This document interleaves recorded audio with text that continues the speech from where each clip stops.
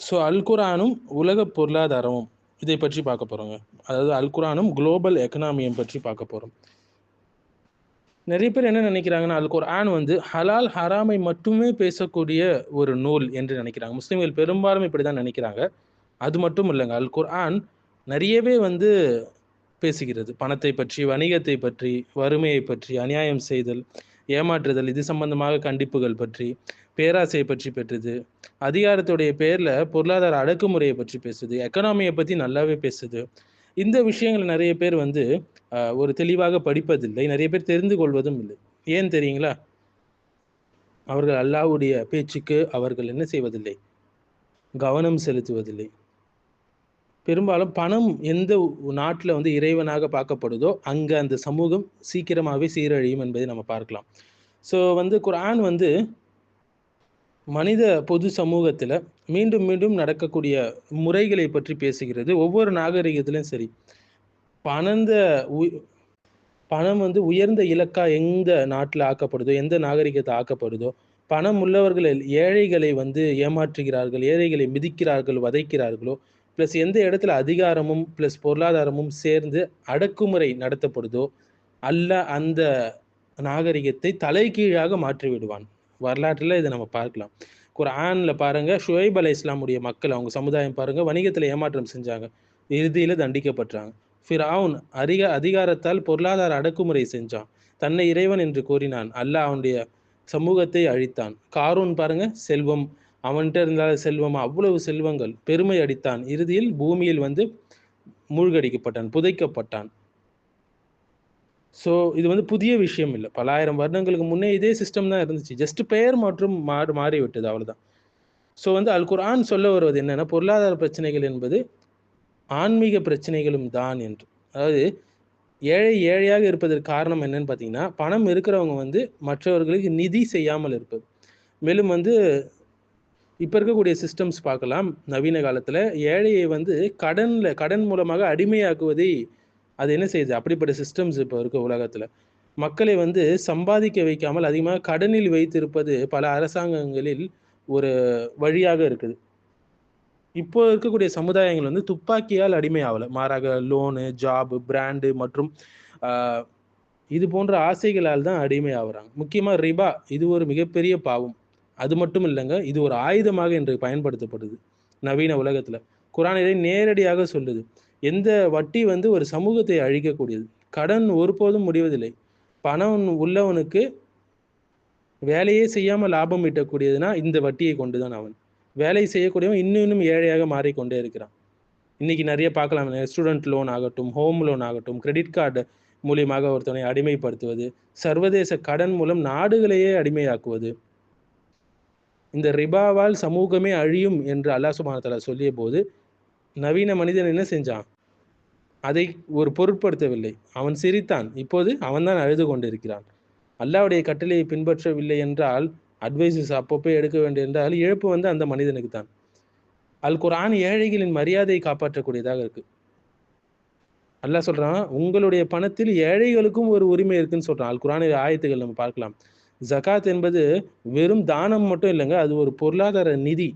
ஏழையிடம் சென்றடையாத செல்வம் வந்து மறுமையில அல்லாஹ் அதற்கு கேள்வி கேட்பான். நவீன பொருளாதாரத்துடைய முக்கிய பிரச்சனை என்னன்னு பார்த்தீங்கன்னா, உனக்கு தேவையில்லாததெல்லாம் தேவை என்று உணர செய்யுது. விளம்பரங்கள் மூலியமாக, மார்க்கெட்டிங் மூலியமாக, பிராண்ட் வொர்ஷிப் மூலியமாக, ஒரு கன்சியூமரிசம் மைண்ட வந்து ஐடியாலஜிய வளர்த்து விட்டாங்க மக்கள் மத்தியில. இதை அனைத்தும் அல் குர்ஆன் சூரத்து தகாசுர்ல அழகாக சொல்லி காட்டுது இல்லைங்களா? ஒருத்தர் போட்டியிட்டுக் கொண்டே போவாங்க. செல்வம் விஷயத்துல, மற்ற விஷயங்கள் எல்லாத்துலயும். இன்றைய கேபிட்டலிசம் சிஸ்டமே இத தான் சொல்லுது. நீங்கள் சந்தோஷமாக இருந்தால், நாங்க லாபம் எப்படி சம்பாதிப்பது என்று. எப்போ மனிதர்கள் அவங்களுடைய நெறியிலிருந்து வழி தவறாங்களோ, அப்போது அந்த பொருளாதாரமே என்ன ஆகும்? ஒரு கொலைகாரனாக மாறிவிடும். அல் குர்ஆன் எவ்வளவோ கண்டிக்குது. ஏமாற்றுதல் பத்தி, சந்தையில மோசடி பண்றது, ஸ்கேம்ஸ் பத்தி, தொழிலாளர்களை சுரண்டி சம்பாதிப்பதை பத்தி, குழந்தை தொழிலாளர்களை ஏற்படுத்துவதை பத்தி, மேலும் வந்து சந்தை மாற்றம், மார்க்கெட் மேனிபுலேஷன் பத்தி எவ்வளவோ விஷயங்கள அல் குர்ஆன் கண்டிக்குது. இவை இன்றும் நடந்து கொண்டு வருகிறது இல்லைங்களா? வங்கிகள், பெரிய பெரிய நிறுவனங்கள்ல, சர்வதேச நிதி அமைப்புகள்ல, அரசியல் அதிகாரங்கள்ல, எல்லா இடங்கள்லயும் நடந்துட்டு வருது. ஸோ இதற்கான குர்ஆன் கொடுக்கக்கூடிய தீர்வு என்னன்னு பார்த்தீங்கன்னா, நேர்மையாக வணிகம் செய்யுங்க, நியாயமான கூலியை கொடுங்க, ஏழைங்களுக்கு அவங்களுடைய உரிமைகளை கொடுங்க, கடனை மன்னித்து அதை தள்ளுபடி செய்யுங்க, சமூக நலனுக்காக செலவழிங்க, நல்ல விஷயங்கள்ல செலவழிங்கன்னு சொல்லுது.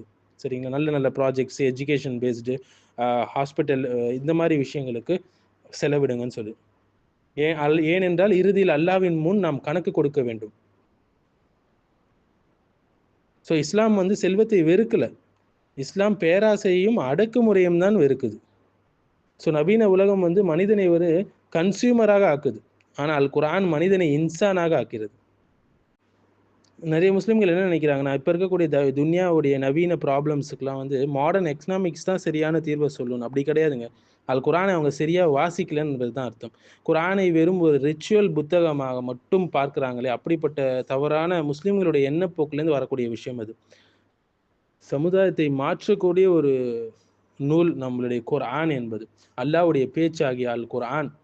அல் குர்ஆன் வந்து மஸ்ஜிதுக்கு மட்டும் ஒதுக்கப்பட்டதில்லை, மாறாக அல் குர்ஆன் வந்து ட்ரேடிங் பற்றி பேசுது, பிஸ்னஸ் பற்றி பேசுது, எப்படி பொருளாதாரத்தை செலவு பண்ணணும் என்பதை பற்றி பேசுது, எப்படி மாட்ரேட்டாக ஸ்பெண்டிங் பண்ணணும், சீட்டிங் பண்ணக்கூடாது, கிரீடு, இன்ஹெரிட்டன்ஸை எப்படி ஹேண்டில் பண்ணணும், அனாதைகளை எப்படி ஹேண்டில் பண்ணணும், லோன்ஸ் எப்படி ஹேண்டில் பண்ணணும், எல்லாத்திற்கும் ஒரு என்ன சொல்லுது, தெளிவான கைடன்ஸை கொடுக்கிறது. குர்ஆன்ல ஒரு சென்ட்ரல் தீமாக எது இருக்குன்னா இந்த பணம் இருக்குது. ஏன்னா பணம் வந்து மனுஷனுடைய பிஹேவியரை வேகமாக மாற்றக்கூடிய ஒரு விஷயம், மற்ற அனைத்தையும் விட. ஒரு நல்ல மனிதனை கூட பணம் என்ன செய்யும், ஒரு பேராசை உடையவனாக ஆக்கும். மேலும் வந்து ஒரு நல்ல மூமினை கூட அகங்காரம் உடையவனாக, பெருமை அடிக்கக்கூடியவனாக மாற்றும். குடும்பங்களை உடைக்கக்கூடியது இந்த பணமாக கூட இருக்குது. மேலும் வந்து மக்களை ஒடுக்கக்கூடிய விஷயமாக ஒரு மனிதனை மாற்றக்கூடிய இந்த பணம். ஸோ குர்ஆன் ரிப்பீட்டடாக வார்ன் பண்ணக்கூடிய விஷயம் என்னன்னா, உங்களுடைய பணம் வந்து உங்கள் பாக்கெட்டில் தான் இருக்கணுமே தவிர உங்களுடைய உள்ளத்தில் இருக்கக்கூடாது. மேலும் உங்களுடைய வெற்றி வந்து உங்களுடைய பணத்தை வைத்து மட்டும் அல்ல, மாறாக உங்களுடைய ஈமானை வைத்து தான் உங்களுடைய வெற்றி இருக்கு. எந்த சமுதாயம் வந்து பணத்தை வந்து வர்ஷிப் பண்ணுதோ அந்த இடத்துல மனித நேயம் என்பது இறக்கும். ஃபிரௌன் பார்த்தீங்கன்னா, நான் தான் அல்லாஹ், நான் தான் இறைவன் என்று மட்டும் சொல்லலை, மக்களுடைய பொருளாதாரத்தை என்ன சுரண்டனா, மக்களை டேக்ஸ் அவங்க மீது விதிச்சான், லேபர் ஸ்லேவரியை வந்து அதிகமாக்கினான், பெண்களை வைத்து அந்த சொசைட்டியை கண்ட்ரோல் பண்ணான். ஷுவைப் அலை இஸ்லாம் காலத்தில் அளவு நிலுவையில் மோசடி செய்தாங்க இல்லைங்களா? இது எல்லாமே வந்து ஒரு எக்கனாமிக் இன்ஜஸ்டிஸ்.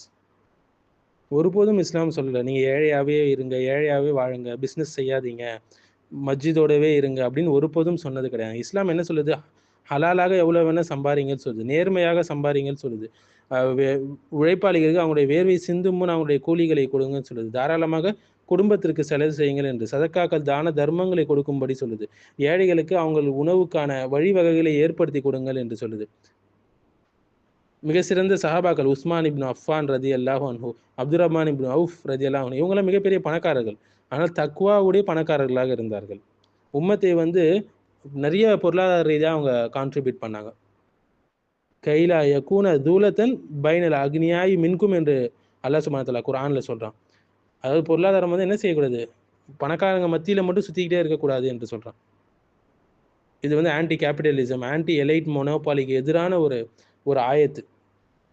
இந்த விஷயங்களை வந்து மறுக்கக்கூடிய ஒரு ஆயத்தாக இருக்குது. ஸோ யாருமே வந்து பசியோடு தூங்கக்கூடாது என்பதை அல் குர்ஆன் வந்து அதற்கான சிஸ்டம் அழகாக போட்டு கொடுத்துருக்கு, மக்கள் எப்படி இதை வந்து ஹேண்டில் பண்ணணும் என்று. எல்லாருக்கும் உணவு போய் சேர வேண்டும் என்பதற்கான வழிவகைகளை அல் குர்ஆன் நமக்கு சொல்லி கிடைக்கிறது. இந்த உலகத்துக்கு தேவை பில்லியனர்ஸ் மில்லியனர்ஸ் இல்லைங்க, மாறாக ஒரு நல்ல ஒழுக்கமான ஒரு பிஸ்னஸ்மேன் இருக்கணும், நேர்மையான வேலையாட்கள் இருக்கணும், தாராளம் உடைய ஒரு பணக்காரர்கள் இருக்கணும், ஏழைகளை மதிக்கக்கூடிய கண்ணியப்படுத்தக்கூடிய செல்வந்தர்கள் இருக்க வேண்டும். முஸ்லிம்கள் மார்க்கத்தில் மட்டும் இல்லாமல் துன்யாவுடைய விஷயங்களை எப்படிலாம் மக்களுக்கு பயனளிக்கலாமோ அது சார்ந்த கல்விகளை அவர்கள் படிக்க வேண்டும், மக்களுக்கு பயனளிக்க வேண்டும். அல்லாஹ் சுப்ஹானஹு வ தஆலா 2 இடங்கள்ல குர்ஆன்ல ஜிஹாதோடு பிஸ்னஸையும் ட்ரேடையும் ஒப்பிடுறான். சூரத்து சஃப்ல நீங்கள் பார்க்கலாம். ஹல் அதுலுக்கும் அலா திஜாரத்தின் துன்ஜீக்கும் மின் அதாபின் அலீம் என்று அல்லாஹ் சொல்கிறான். துமினூன பில்லாஹி வ ரசூலிஹி வ துஜாஹிதூன ஃபி சபீலில்லாஹ் பி அம்வாலிக்கும் வ அன்ஃபுசிக்கும் என்று சொல்கிறான்.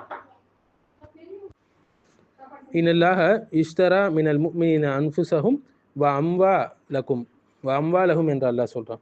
ஸோ வந்து நேர்மையான வியாபாரிகளுக்கு ஜன்னாவை சொர்க்கத்தை பரிசாக தருகிறேன் என்று அல்லாஹ் சுப்ஹானஹு வ தஆலா சொல்கிறான்.